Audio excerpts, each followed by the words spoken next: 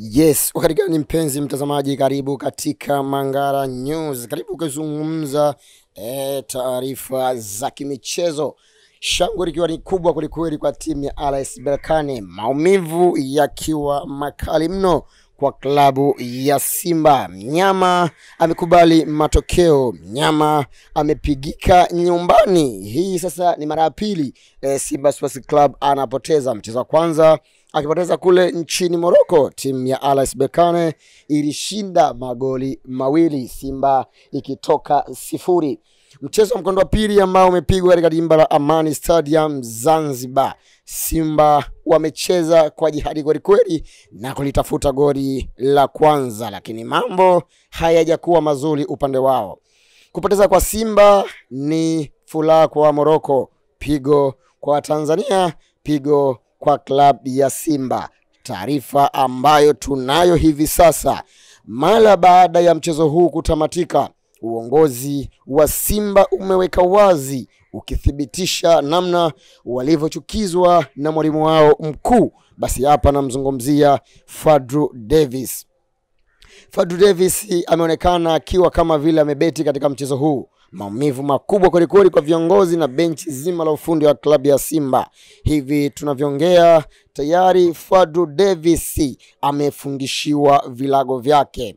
Moja ya mkataba wa Fadlu Davis na klabu ya Simba ni kuhakikisha Simba inafika hatua ya fainali na kuchukua kombe hilo. Lakini mambo yakiwa tofauti kweli, Simba ikiwa imepoteza katika mchezo huu wa mkondo wa pili ambao umechezwa jijini Zanzibar. Utofauti wa upangaji wa kikosi ambacho Fadlu Davis amekipanga, basi ni dhahiri shahili moja kwa moja utaona namna gani hicho ndicho kilichopelekea klabu kubwa kabisa ya Simba kufungwa. Ni majonzi na huzuni kweli kutoka katika uwanja huu wa Amani Stadium hapa Zanzibar. Hizo unazosisikia ni kelele za mashabiki zikiunguruma kwa maumivu. Nini haswa kimepelekea mpaka Simba kupoteza? Basi ni muongozo mbaya wa kocha mkuu ambao yeye ameufanya kikosi ambacho amekianzisha, backline ambayo amezianzisha. Tumeona amemuanzisha mchezaji Chemaloni ambaye kwetu sisi tulimuona mchezaji ambaye bado hajakuwa na match fitness. Abdulrazak Hamza akianzia benchi. Hili ni moja ya jambo ambalo limepelekea mchezo huu kuwa wa tofauti hasa katika upande wa ulinzi. Kwa awamu ya mwisho wachezaji ambao amewaingiza, tunaona ameingiza wachezaji ambapo kaingiza mshambuliaji pamoja na Valentini Naumana, pia ametoa beki.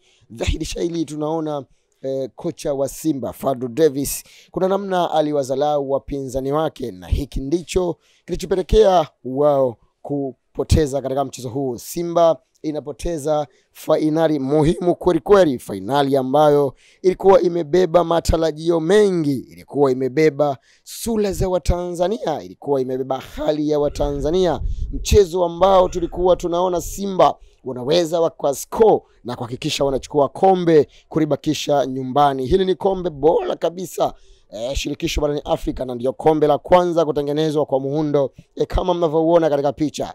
Lakini Simba imeruhusu mchezo huu kupoteza. Zahiri shaili Fadlu Davis alikuwa anaelewa nini alichokifanya, lakini pia bahati leo haikuwa katika upande wa Simba. Mimi niseme tu huu ni mchezo wa mpira. Mchezo wa mpira una matokeo matatu: kufunga, kushinda na kudraw.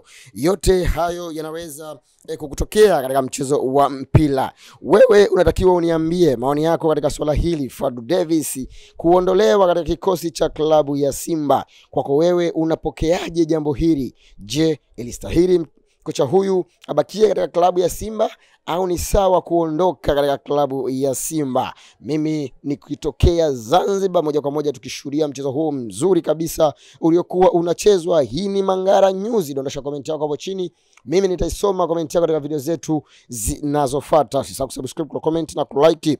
Hiyo itakufanya wewe uendelee kupata video zetu nyingi. Asante na kwaheri.